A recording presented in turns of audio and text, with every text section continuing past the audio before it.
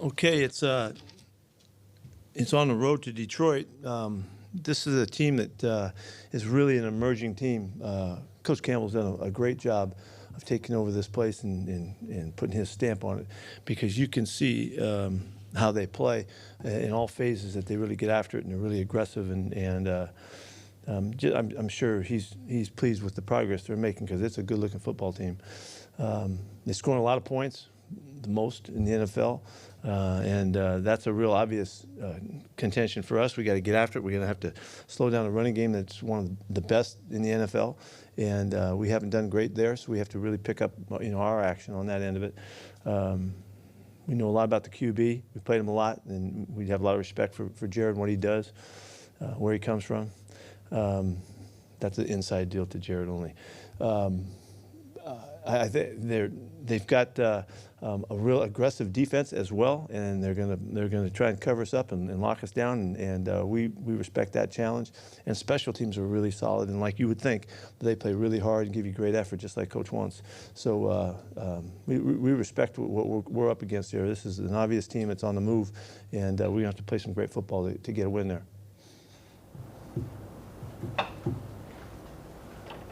What do they do? Their running game, what is the challenge in it, and how is it different maybe than what you've seen? Well, they do a lot of stuff, a lot of different types of runs, and DeAndre has been just on fire. He's got a huge average. Who averages over 8 yards a carry? You think you'd give it to him every play, right? But that's been a big part of the offense. Jamal's a really good runner too, a downhill, hard-nosed guy that gives them great attitude and all. And they're committed. They're really committed to it. But they're still, they're putting up a lot of offense, so they're still throwing the ball well too, and Jared's doing that. So, but what it is, it's a very diversified run game that we're gonna have to be really sharp at and really good at the line of scrimmage to give us a chance.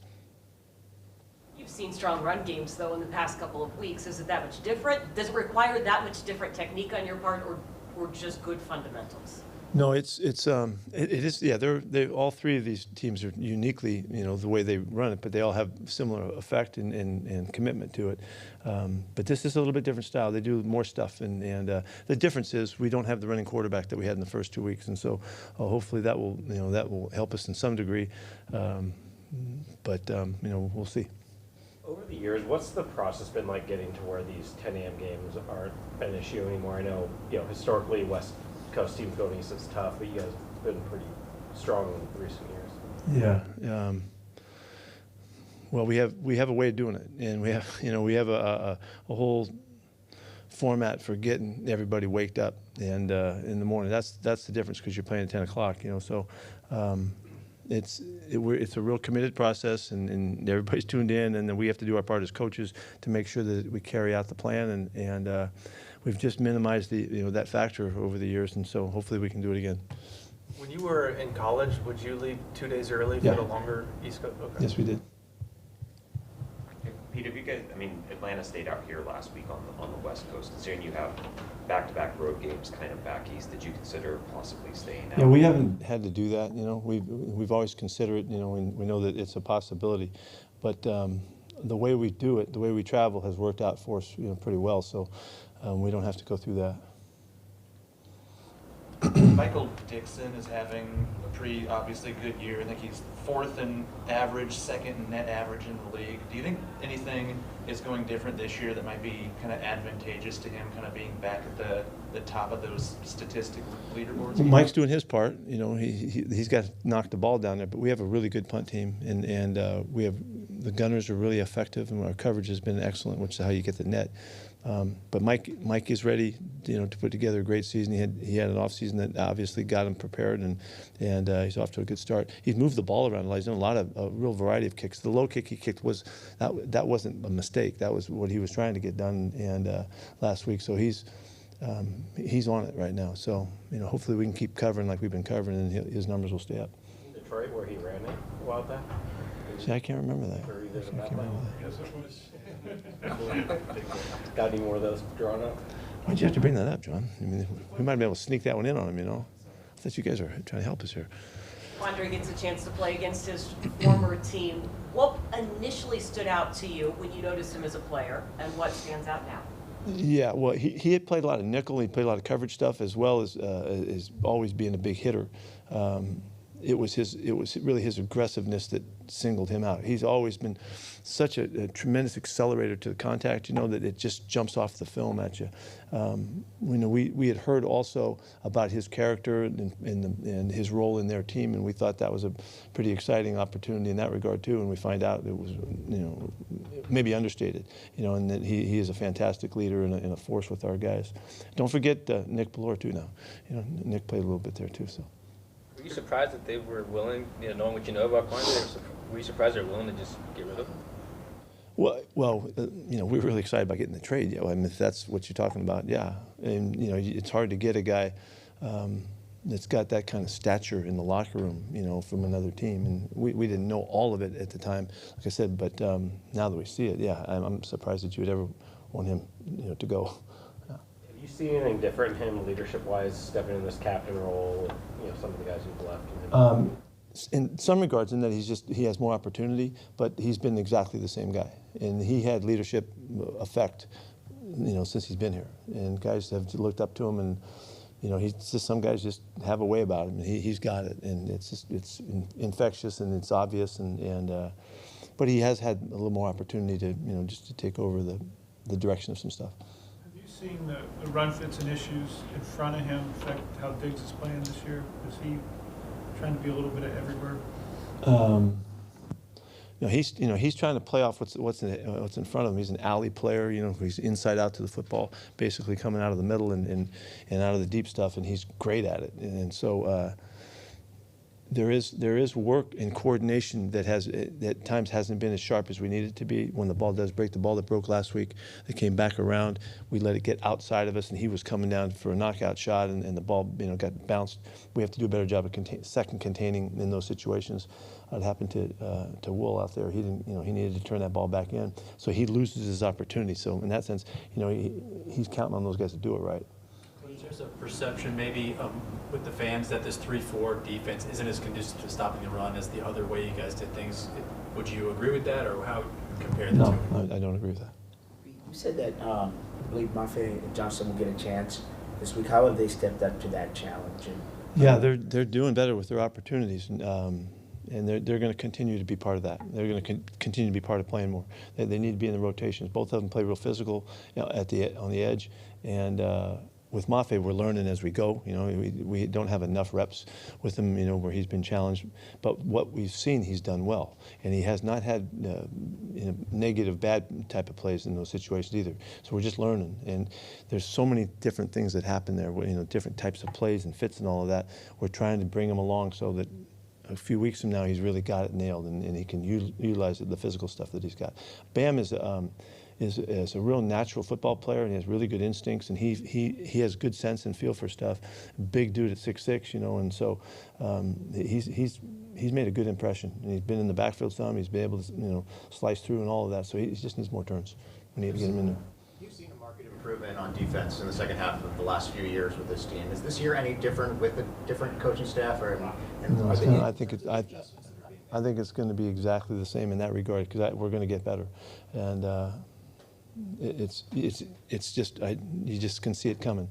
So we're on it. We need to stay with it and keep them, you know, really in the habits of the good things that we're doing, and build on it. And then we'll, just like in your golf game, you know, when you get better, you don't really hit better shots. You just hit less bad shots. I mean, it's the same idea. We got to get rid of the plays that are getting in the way for us right now. What's the challenge of losing Travis? That's my first golf reference in a while. With Travis going there, what's the challenge there on special teams in particular with all the different things he does? With Travis being gone? Yeah, he has been a great player for us in every way. Physical, speed, scheme, mentality, you know, leadership. I mean, he's been a great player, so we're going to miss him.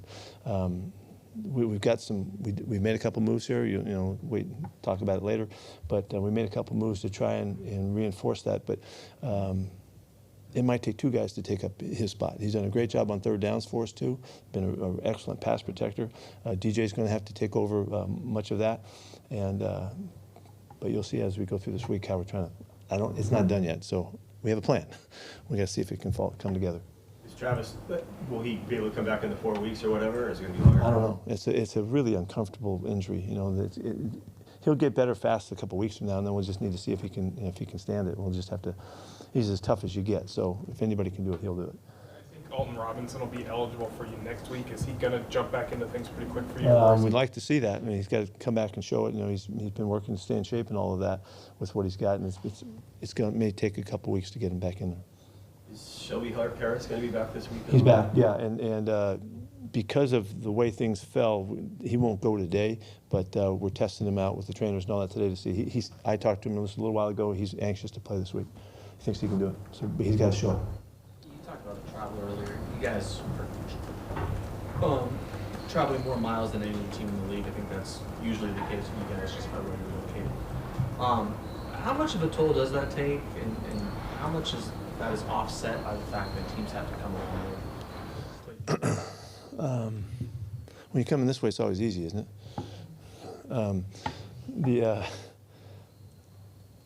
You know, it is a factor, you know, but it's what, you know, we've worked really hard to neutralize the factor of the travel, and we, you know, with, you know, I had good leadership way back when and how to do these kinds of trips, and all the way back to the Niners days, you know, that's where that came from, that format, and you know, we've minimized to a certain extent, so we got to see if we can do it. That was last year and the years before. We got to do it again, but I planned that it's going to work out.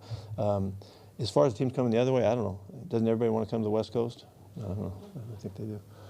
Training camp, it seemed like the defense won a lot of the red zone drills, and it's kind of carried over to the regular season. The offense, 25% touchdown rate so far. What are you seeing holding Screw back when they're getting inside the 20s so far? We're executing really well down there. We're pretty. It's not that we're just simple and we're just kicking butt in one deal. We're pretty diversified in the things that we're doing. It's just seemed to really connect, and we're really executing well. So you know, that's making the plays in the crucial downs when they're throwing football, but it's also, you know, standing up to the running game. And so it's just, all in all, it's just worked out quite well for us. We have a couple really cool, unique ideas and things that we do, and they've been effective so far. I mean, on the offensive side, you guys have only scored 25% of the time down there. Scored touchdowns 25% of the time. Did you ask that question all the way about the other side, and then I went off on the defense? Okay, so I went to the good stuff. Yeah. On the other side of the ball, we got to come through. You know, we've missed our third downs down there in some situations, and you just got to finish the drive. We're there, you know. So usually the baseline of that is running the football down there, you know, so that you can continue to pound away and make your yards, but then you have to make your big plays. That's got to come through for us. We have the stuff that we need. We've got the guys to catch the football, and Gino can throw it. We just got to do it and be down there and win. Some of the stuff with Ken Walker on some of those run plays is just that rookie mistakes and stuff. Yep. I mean, simple as that, really. He'll settle down, and he'll be more precise about his hits. He just hasn't quite got it. He hasn't played very much, you know. He's just got to keep getting him in there. And I mean, this is the classic example of why, you know, you don't play a guy a lot until you can get him some confidence and he gets going a little bit. He just hasn't had enough repetitions, and I mean, he has plenty of confidence, but he's got to give us confidence that he knows where he's going and all that. So we're really excited about what he's doing. We're going to continue to get him the ball more. Is there room for Phil Haynes to jump back in the starting lineup at any point, or are those guard spots just locked down? You know, we're letting him be in that mix and ready to go at any time, because we feel like we've got three starters. We really feel good about Phil's play. He's next guy up, and he's pushing those guys, and they got to play well, or we wouldn't hesitate to switch it, because we know he can play well. Has Damian Lewis adjusted the left side, right side? Has that been an issue, do you think? No, I think he spent a really good offseason of making sure that there was no issues, and I think he's very comfortable now. That's the thing of the past. Is there any update on Trey Brown at all, or where he is? Yeah, I talked to Trey today about it.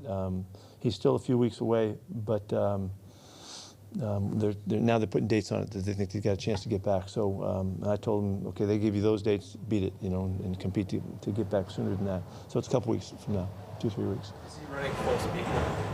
He did. He did run full speed, and he clicked off a great time too. So that's a great indicator. Anything else? Thank you. Okay.